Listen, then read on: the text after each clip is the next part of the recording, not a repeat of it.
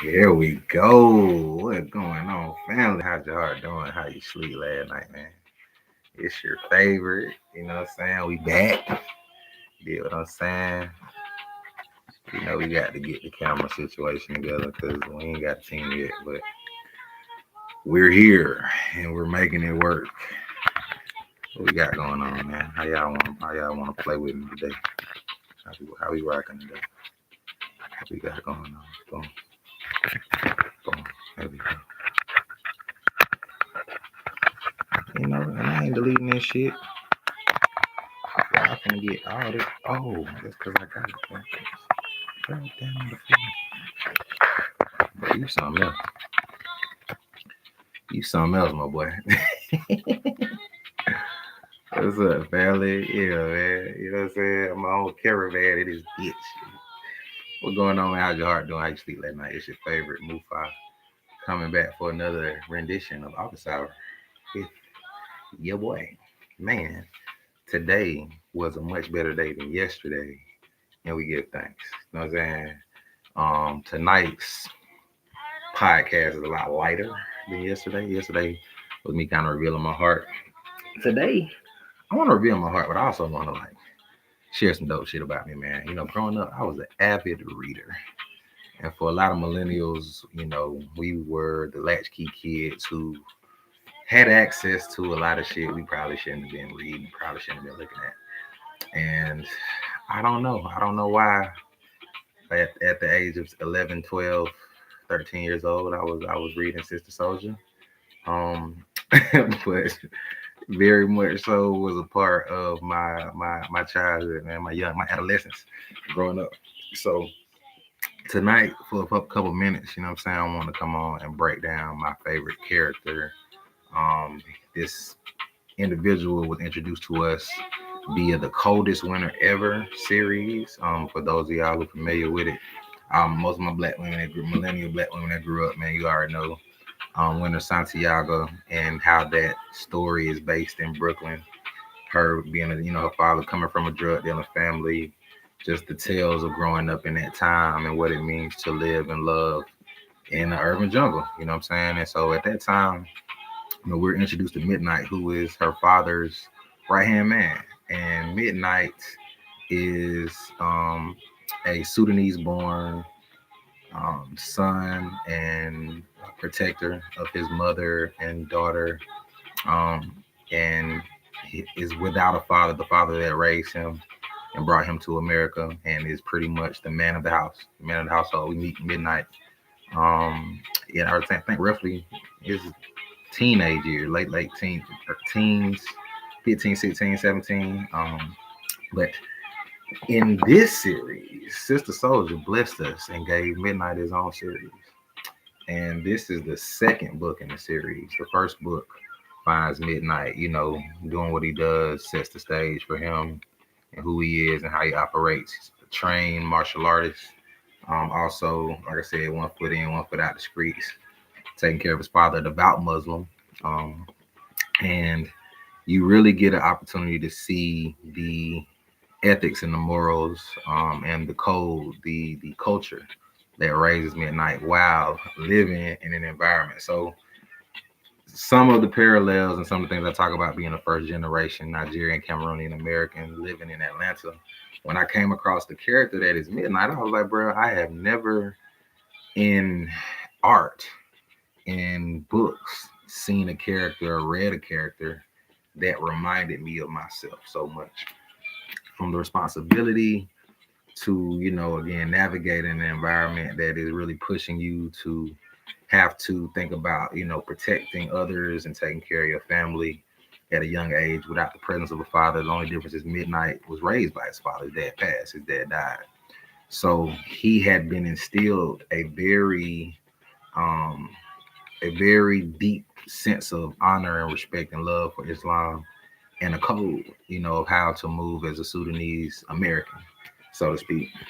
But bro, in the first Midnight, we see Midnight falling in love with Akemi, a Japanese-born young girl who is a renowned artist, can't speak a lick of English. So in this book, you see Midnight and Akemi basically growing and courting each other in this very nonverbal, very spirit-filled exchange, right? You know what I'm saying? And this shit is just dope because I think for me, it's something I think about all the time. Is like, how does love, surpass barriers, right? How does love surpass language barriers? How does love surpass culture and conditioning? When you see people from completely different cultures, a lot of times I think in this society we're so inundated with um, what I would say just the fetishization of you know things that are different, that are deviant from whiteness, right? And it makes us see individuals who are different and want to assume that it's that fetishization of their appearance that brings them together. What I appreciated about this book and what Sister Soldier really did was break down the cultural context of Japanese culture, Japanese culture, Sudanese culture, what I'm saying, Islam, the idea of the Quran, and what it means for men to show up in that way and for us to live a certain life based off of the Quran. And I appreciated this book so much. So in this month, my boy Midnight, boy. So in the end of the first book, Akemi, they ended up, and mind you, he's 16 years old. So he ends up falling in love with Akemi. They end up marrying, right? His mother again honors him as the man of the house. So in the traditional Islamic, way, because his mother was also a young bride and a young wife. Her mother gets the approval. Akemi, through a lot of conflict, ends up, I guess, getting the approval, so to speak, of her family, and they get married. And at the end of the book, basically, Akemi is kidnapped by her father and taken back to Japan. So this book sees Midnight basically planning and preparing to go and basically retrieve his bride, retrieve his wife. Dog, you couldn't have told me this book was going to play out like the way it played out, bro. It was so good. Because as he embarks on this journey and goes to Japan in ninja-like fashion, mind you, this nigga trained like a motherfucker, like trained ninja warrior, like, you know what I'm saying? Really be in the dojo, goddamn, fighting with the blades and the knives and shit, like, you know what I'm saying? My boy ends up going and traveling to Japan, and on the way to Japan, meets another young lady, warrior, Japanese, half African American young lady named Chiasa, who is just as trained, if not more than he is, in martial arts. And Chiasa and him end up working together. She basically ends up aiding him in his pursuits and figuring out how to rescue and get his bride back. So through a whole bunch of conflicts, the father, finding out he's in Japan, him getting attacked, him having to really go, they went through a whole 007 covert mission type situation. They end up getting Akemi.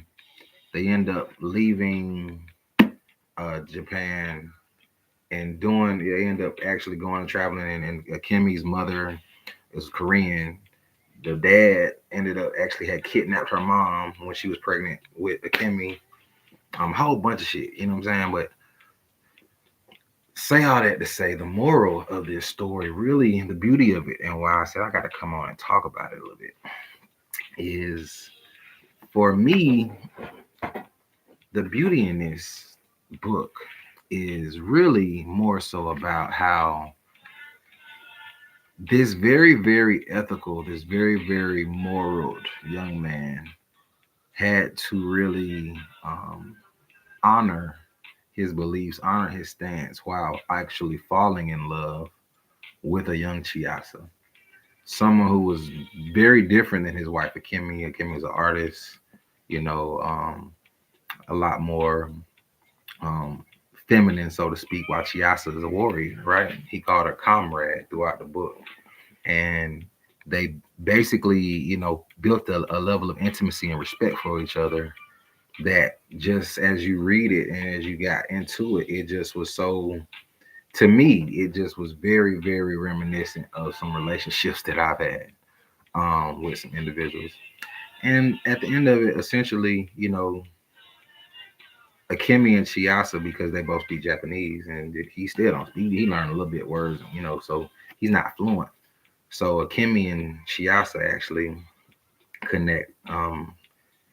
Chiasa gets Akemi's journal and actually falls in love with how she loves Midnight. And you just see the nuances of a journey that is not necessarily rooted in flesh and lust and all the things we assume that non-monogamy is rooted in, as opposed to a deep honor and respect for love. And different cultures have a deep reverence for love and what it means. And I think when you mix love with a spiritual discipline that knows that you can't put the baby before the bathwater. You know what I'm saying? You can't skip steps in the process to appease your flesh when you have real intentions and a real desire to be in a relationship with my brother. And mind you, my boy Midnight ain't nothing but 16 now.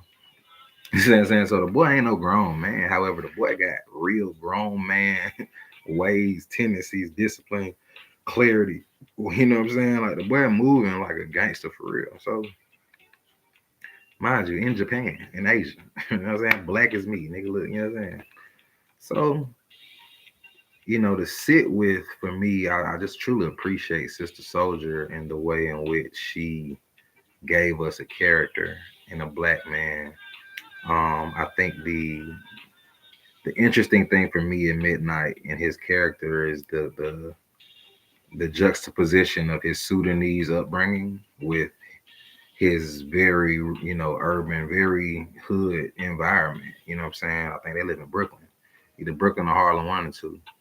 And his relationship with Black Americans, he was very vocal about, the ways in which he was different than his friends and his peers.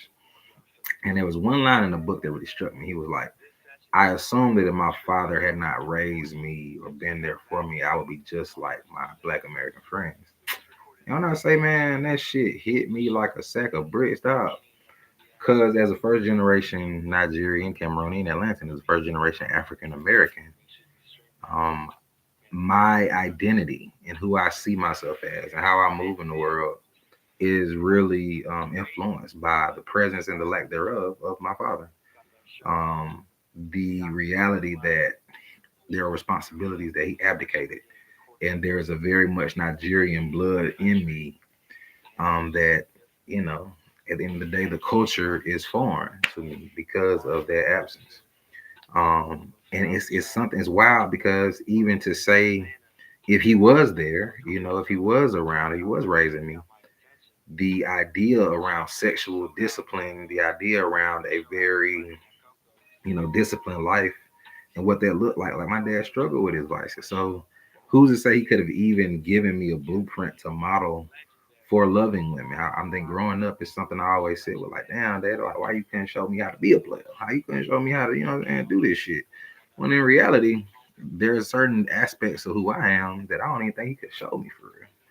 So, on ethical non-monogamy, man, we don't really get a chance to see um moral, disciplined, ethical black men and multiple lovers, multiple partners.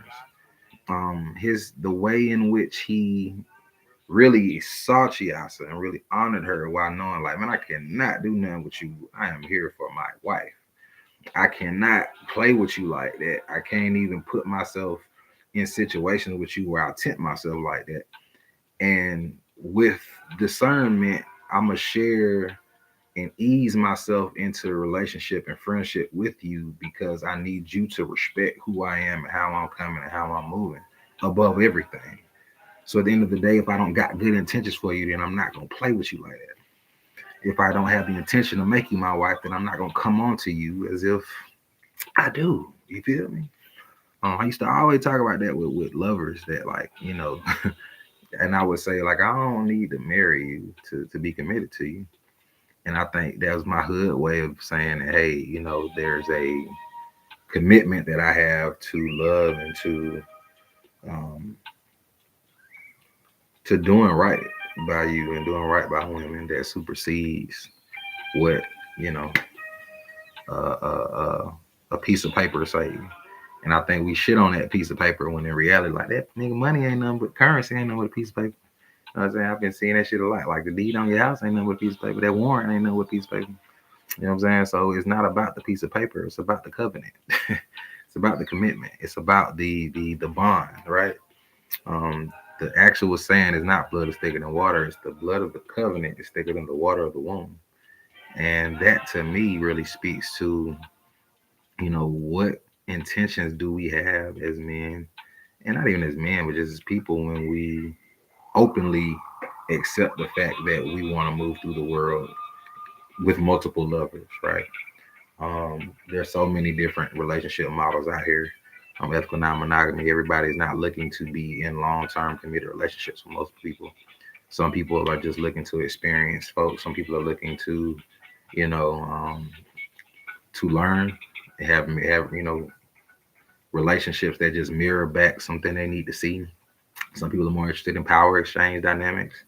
And I think for me, it's been something to really realize like I am in a place now where I can openly, honestly say that like I was always ethical about my relationships and my desire to not want to lie to my partners. And I think I appreciate, Midnight in this character and Sister Soldier really giving me this model because as I look to release my next book, King Without a Crown 2, Letters to Esioso, I'm excited to just give the world another insight into what a man who is deeply spiritual and at the same time in a world that doesn't necessarily honor anything other than traditional model, um, in a culture and society where and I say this all the time, like women ain't trying to share me, and my palette is very much African American women, and the reality is that's never really been much of an option for me. For the with the women that I dated, them they can respect my how I see things, how I feel. However, for them to share me in a tangible way, to share my love, to share my affection has never been something that anybody has tried to even really try to understand up until recently, my last partner. Um, and it's yeah, man, it's just some shit, for me to really be 36 years old and to be reading this book about a 16-year-old, you know what I'm saying? And seeing myself like, damn, bro, this shit, is really real. So yeah, bro. I want to say shout out to Soldier. Shout out to literature. Shout out to fiction. You know what I'm saying? My first book was a self-help and it was nonfiction. And I'm re-releasing it as a fiction. And I look forward to the world getting to meet Mufa. I look forward to the world getting to meet the character, um, as opposed to meeting the real life situation because you can do a lot more at times with the character. I feel like I ain't nothing but a figment of folks' imagination anyway. Because the closer they get to me, the closer they don't necessarily want to read the story. You know what I'm saying? Understand the whole story. So I look forward to getting in the character mode so that I can imagine. I always had a big imagination. I always imagined what life would look like for me, where I could be my whole self with people who desired at the very least to understand and to love me as is and not try to change me, with some ethics and some morals behind it. Um, so, man, yeah, Chopper, I just had to come on here and talk about my boy, man. 'Cause, yeah, I'm excited, man. This shit is a good ass book, bro. And ethical non-monogamy, big on the ethical, you know. Um, how can we honor each other, in love? How can we honor those connections? How can we honor, um, the intimacy that we share with folks, man? At times it's not always monogamous situation. Right now, it's the first time I've been single for this long in years. And I can honestly say it's different to imagine a life, where I'm not thinking immediately about somebody else or other people. I'm the oldest, firstborn son, the one that a lot of responsibility was thrown on. So I think at this point, I just desire the friendships, the witnessing, the intimacy of being witnessed and witnessing somebody, as your whole authentic self. Like that to me is the sexiest shit. That to me is the most yeah, that's the deepest, expression of love at this point. Cause everybody got something they trying to work. Everybody got a character that they putting on. So yeah, I appreciate, man, really appreciate finishing the book first off, nigga. The shit we talking about 600 pages. Yeah, shit took me a couple months. You feel me? But like I did it, and it was really good. And I'm looking forward to like my book ain't this long, but you know when the movie come out, the TV series come out, y'all gonna know it's worth it, man. So yeah, man. Shout out to my boy Midnight, Sister Soldier, Midnight, the Meaning of Love. This ain't even the last book in the series. I gotta read the last motherfucker. And when I do, I'm gonna come back on here and let y'all know, man. So that's it. I hope you had a great day, had a great weekend. It's the first week of March, so we welcome what March got to bring for us, man. We welcome all the good shit in March. So I love you, love you, love you, love you. Thank y'all for tapping in with your way, man. Take care of yourself, man. Till next time. I'm out of here.